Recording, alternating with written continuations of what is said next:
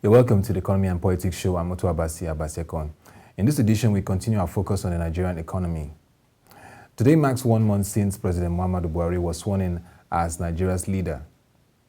One area Nigerians expect him to fix is the economy, which is going through a challenging phase at the moment. Standard & Poor's is a global rating agency notable for analyzing and evaluating economies.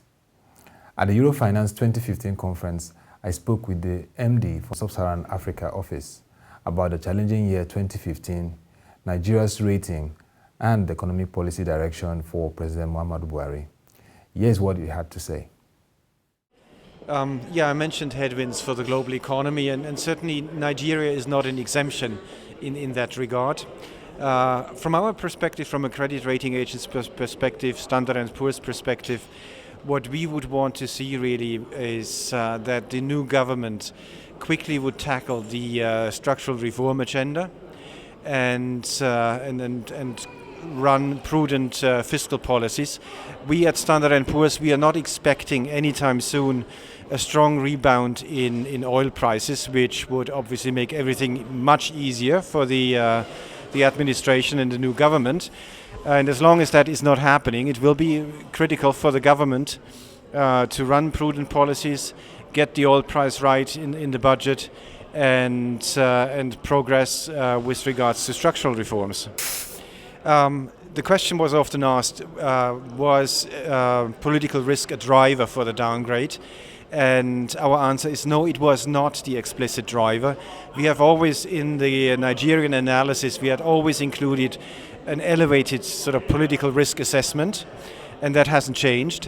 What was behind the one-notch downgrade to B+ with a stable outlook really is the sharp drop in oil prices, which obviously hits the fiscal account of the government. The budget deficit is widening out. It hits the external side.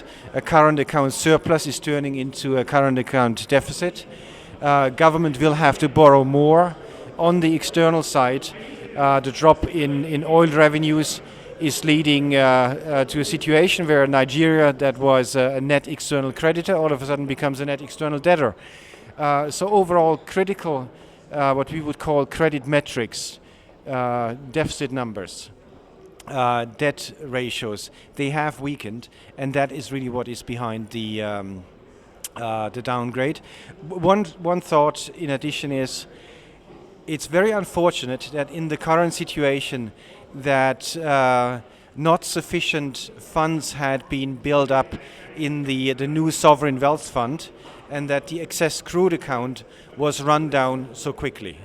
If Nigeria would have had a well-funded rainy day fund, if you like, that certainly would have helped in this current situation. Yes, structural reforms for us as a rating agency are very important, and there are certainly a number of sectors in the Nigerian economy where structural reforms can easily be taken forward and have to progress.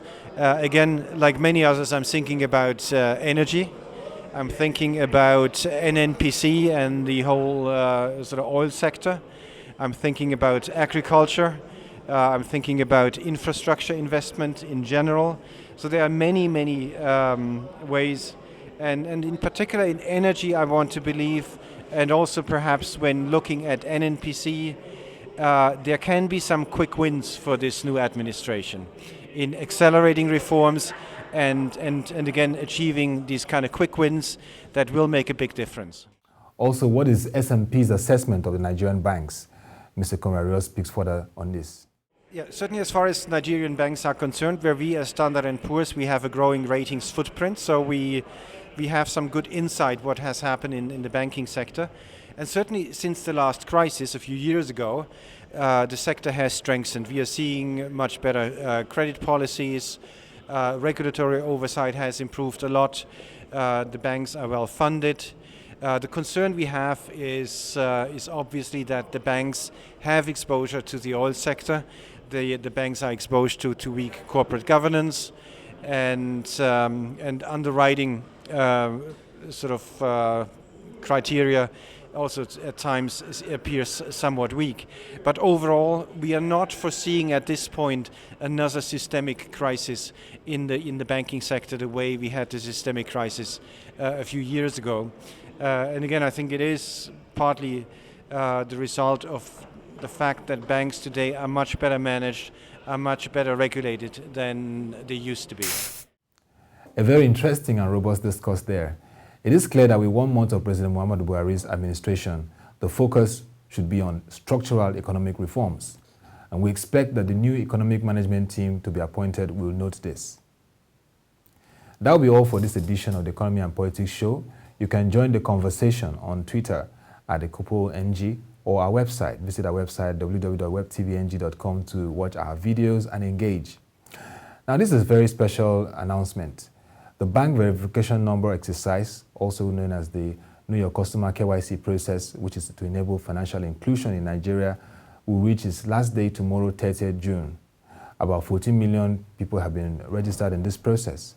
If you've not, visit your bank and do register. It's very important. It will enable financial inclusion and also revolutionize Nigeria's banking system to serve customers better. Till next edition, thank you for watching and have a lovely day.